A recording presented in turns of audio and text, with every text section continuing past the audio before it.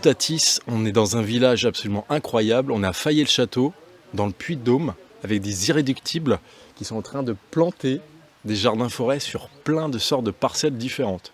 Je vais vous laisser la parole. Vous allez nous expliquer justement cette mise en place de jardins-forêts communautaires. Et puis on va prendre le temps dans la vidéo aussi de voir un petit peu la conception de certains modules, comment on a pensé le système, comment on a pensé les jardins-forêts, selon les zones de départ, une forêt, un verger qu'on va densifier, et puis aussi une zone complètement ouverte, en plein vent, type belvédère qui donne sur une montagne.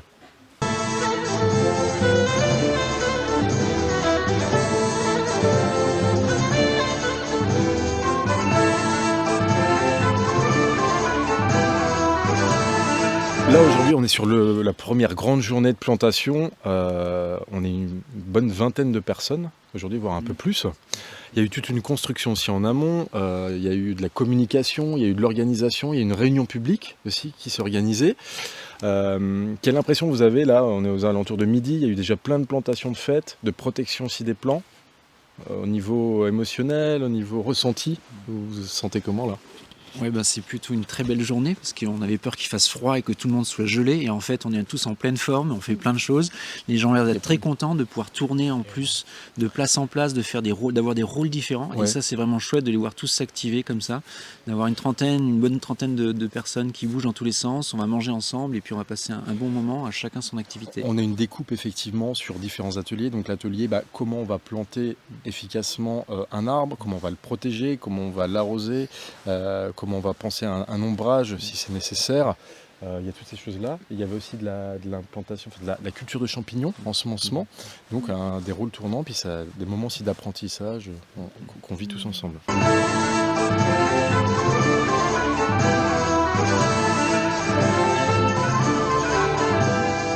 On est dans la parcelle de l'ancien verger du centre, du bourg. Un verger, on voit, où il y a encore quelques arbres présents, un peu sénescents. Quand même au fond un joli noyer. Donc l'idée c'est à partir de ce point de départ, on va diversifier, on va densifier pour faire un jardin forêt. Et puis ça va être aussi un endroit au centre du village, symboliquement c'est quelque chose, un message très fort. Ça va accueillir la pépinière de reforestation. Donc là on va apprendre collectivement tous ensemble à semer des graines d'arbres, de lianes, d'arbustes nourriciers, à faire de la multiplication comme ça des végétaux pour après pouvoir faire de nouvelles vagues de plantation dans les différents projets, sur encore d'autres parcelles pourquoi pas, et ça vraiment à bas coût. Donc là, dans une idée un petit peu de comment on fait avec l'existant pour créer une communauté végétale qui est plus complexe, plus nourricière également. Ici on va planter par exemple, parce qu'on a aussi besoin ça répond à une logique on va dire ornementale et puis de conservation de perspective, parce qu'on est en altitude, on est dans le Puy-de-Dôme, les panoramas sont très jolis, et c'est vrai que c'est important aussi depuis le centre du village de conserver certaines profondeurs de champ, l'aspect vraiment aussi esthétique du lieu. Donc là on a introduit par exemple des cerisiers nains de la lignée SK, SK qui veut dire le Saskatchewan, une province en fait au Canada. Et alors ça c'est 50 ans de recherche par l'agriculture canadienne pour obtenir ce type de plant qui va faire 2 à 3 mètres de haut et faire une quantité de cerises. Donc une taille assez confidentielle, assez petit, intéressant pour les petits espaces et pour de la production rapide en plus. Au bout de 2 ans, on commence à récolter des cerises. Dans la même logique d'avoir une production rapide et quelque chose qui est de petite taille, on aura ici un poirier colonnaire. Là au contraire, une forme plus généreuse qui va faire un beau volume, bien remplir l'espace. Ça va être un pommier à chair rouge. Et ça c'est super intéressant aussi parce qu'on peut faire des tartes par exemple qui vont être naturellement colorées. La chair est sanguine, c'est sucré, c'est acidulé. Il y a plein de variétés maintenant, c'est assez sympa. On voit l'existant, le poirier ici qui est déjà un certain âge, qui continue à produire, mais on va accompagner un petit peu la métamorphose du jardin. On sait qu'il va disparaître à terme. On va l'utiliser en tout cas dans ce temps-là comme support à une liane. Donc là on a introduit 2 akébis parce qu'il faut 2 individus génétiquement différents pour avoir une pollinisation croisée et avoir de la fructification sur chacune des lianes. Donc l'akébi ici, c'est une variété fruitière, c'est Shirobana. Donc là, même logique, on va faire avec l'existant qui est déjà productif. Alors là, on voit un vieux pommier. On va faire un gainage au sol d'un massif qui va être nourricier, donc ça peut être des plantes aromatiques, il y a de la tanaisie par exemple. On va aussi introduire de la grande pimprenelle, donc c'est Sanguisorba tenuifolia, qui va se consommer de la même façon que la pimprenelle dont on a l'habitude, mais qui est d'une taille plus petite. Celle-ci, elle va être vraiment très graphique aussi, elle va être en floraison à monter à 1 mètre de hauteur, avec des couleurs blanches ou autres selon la variété. Donc quelque chose qui est un petit peu l'intermédiaire entre le nourricier, ça va être vraiment une plante qui va nous servir pour des salades, et ça va être aussi quelque chose d'ornemental qui va porter des touches de couleurs, quelque chose aussi joli en accompagnement, production aussi de fruits. Derrière, on va mettre un cognacier de Chine, donc c'est Pseudosidonia sinensis. C'est pas une espèce qui est encore très utilisée, pourtant elle est vraiment intéressante. Elle est pas domestiquée, cependant elle fait des gros coins, vraiment de très belle taille, elle en fait en grande quantité. C'est un arbre qui est aussi ornemental, qui a une écorce absolument magnifique et qui est vraiment, vraiment très très productive.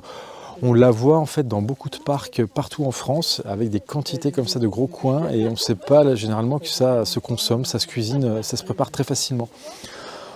On va faire un gainage aussi en périphérie avec des casseilles, différentes variétés de casseilles, donc des hybrides entre groseille à macro et puis cassis.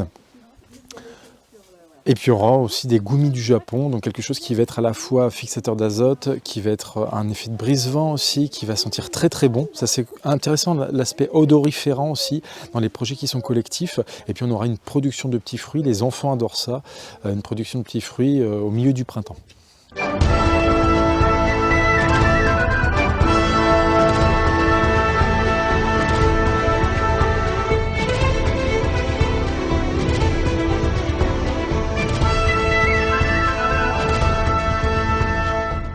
C'est parti de l'opportunité du budget écologique citoyen, et ça a été le début d'une aventure collective.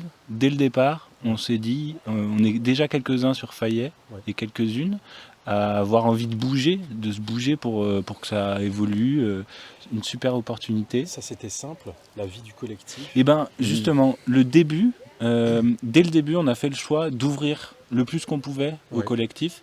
Et ça n'a pas été simple parce qu'il y a eu un truc confinement, je crois, un truc comme ça. Dès le début, on a attaqué avec l'impossibilité de se rencontrer en vrai. Et du coup, on a fait tout le travail de préparation en visio. Avec des outils numériques à distance. On a pas mal utilisé les Framasoft. Avec Jérôme, on s'est rencontrés en visio avant de se voir en vrai. Alors qu'on habite sur le même territoire. Ça, c'était compliqué. Plus long. Ça a pris beaucoup de temps. Beaucoup de temps. Et après, sur l'aspect collectif, on a eu dans le budget, on a pu avoir un accompagnement humain par une consultante qui nous a permis d'être efficace sur la construction du collectif. On va dire permaculture. On a été beaucoup en demande d'accompagnement parce que on avait une vraie appétence pour cette notion-là de jardin-forêt. C'était vraiment au carrefour des différentes thématiques qu'on avait déblayées dans le processus de construction de notre projet collectif. On a vraiment travaillé très large pour recentrer et finir par en fait, le jardin-forêt, ça semble être vraiment au carrefour des différentes problématiques. Alimentation, biodiversité, gestion des ressources naturelles. La parcelle où on se situe, donc c'était un boisement qui est sur 2000 m². Il y a eu beaucoup de travail de fait en amont, travail préparatoire, parce que là on est sur la journée de plantation. C'est finalement la journée un peu plaisante parce qu'on voit les faits, mais il y a beaucoup de travail de débroussaillage, de couper les arbres qui étaient moribonds, qui étaient en stress ou qui étaient malades. Ça c'est quelque chose qui était compliqué à des moments donnés. C'était physiquement engageant, compliqué par moments, avec des personnes qui sont reparties après la journée courbattues. Et humainement, ça faisait pas consensus non plus. Ça a été l'émotion de voir tomber les arbres en se disant oh là là, on fait une forêt-jardin, en fait, on coupe des arbres. Même si intellectuellement, on l'avait vraiment conscientisé, on l'avait travaillé, c'était OK. On y allait, mais n'empêche que ça a fait des choses à l'intérieur et il y a des personnes que ça a mis en difficulté. un travail effectivement de réouverture, en tout cas sur cette partie. C'est essentiel. C'est une belle matinée. Bon, et l'apéro, doucement. Hein. Ouais. Ça fait mal à la tête. Hein. Ouais, on va Ça faire va. le Allez, à soir, tout à l'heure. Salut. On a encore des trucs à planter, ouais. À tout à l'heure.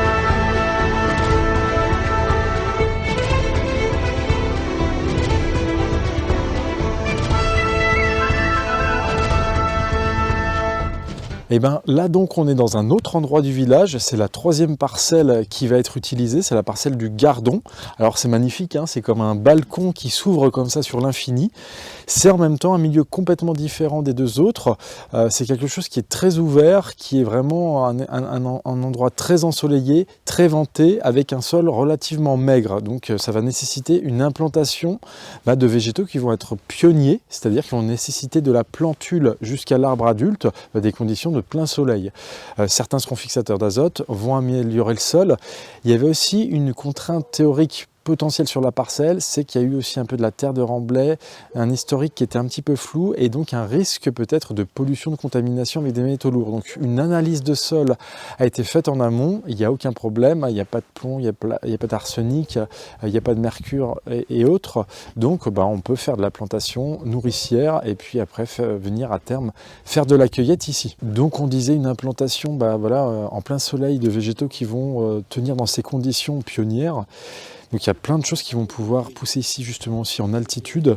Alors on va implanter des gojis de variété, alors préférentiellement pourquoi pas des fruits jaunes comme la variété Amber Sweet parce que c'est vraiment des fruits de bouche. C'est d'ailleurs souvent meilleur que les variétés rouges qui elles préférentiellement vont être séchées. Il y aura des baies de mai qui vont être plantées. On va utiliser la technique de semi-direct, alors notamment pour des fruitiers à noyaux comme les pêchers.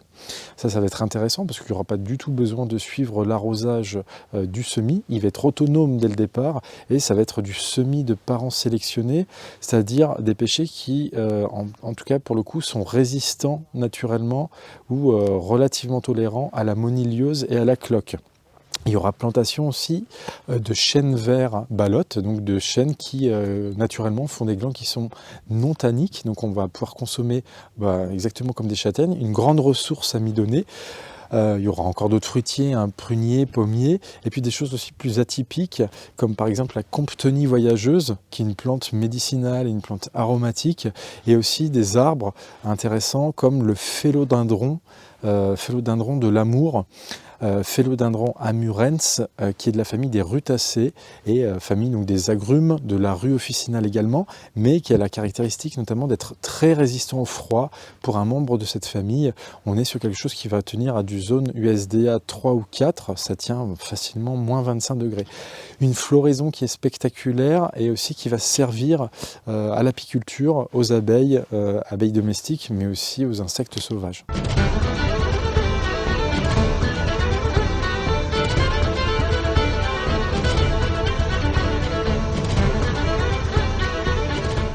Suite. Il y a plein de suites possibles. Ouais. On voit tout ce que tu as dit par rapport à l'idéal. Dans l'idéal, c'est qu'il y ait une vannerie, qu'il y ait quelqu'un qui exploite toutes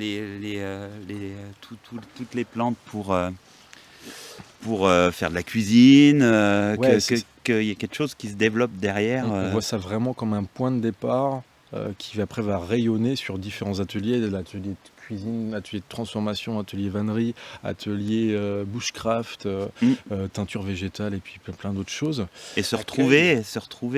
Accueil de public sur le lieu.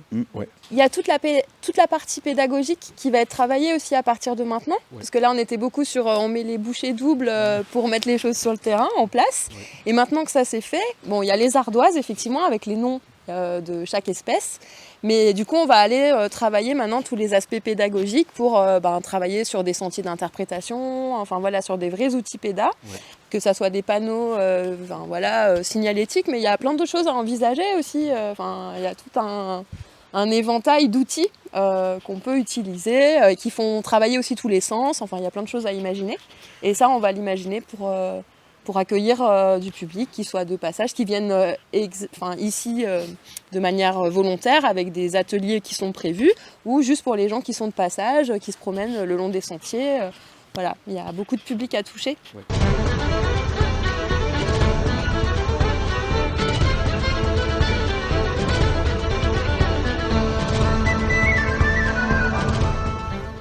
il y a beaucoup de boulot, beaucoup de recherches sur beaucoup de pépinières.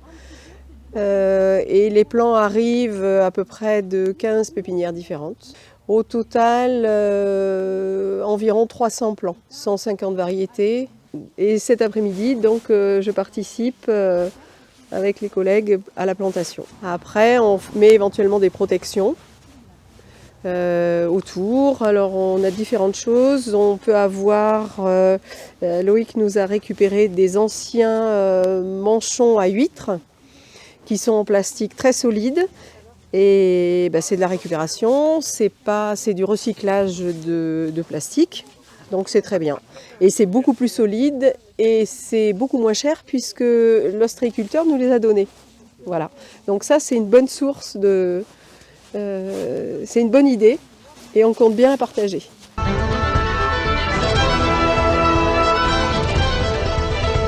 J'ai fait 3 ateliers vraiment sur la plantation, donc finalement qui décomplexe pas mal sur la plantation. Il n'y a pas grand chose de compliqué. Après, plus sur le paillage, c'est intéressant finalement de savoir pourquoi on paillait ici en sous-bois. Pour moi, c'était pas évident l'intérêt. Mais tout ça, ça a du sens. Là, l'air de rien, l'été, même si on est sur un endroit boisé proche de la rivière, on prend un peu le soleil et du coup on a besoin de garder toute l'humidité que l'on a ici sur l'été. Et c'est pas tant pour apporter des bactéries qui sont déjà présentes dans le sol, mais il n'y en a pas de compétition trop avec des herbes, mais c'est vraiment pour garder l'humidité. Donc ça, c'était intéressant de voir l'intérêt.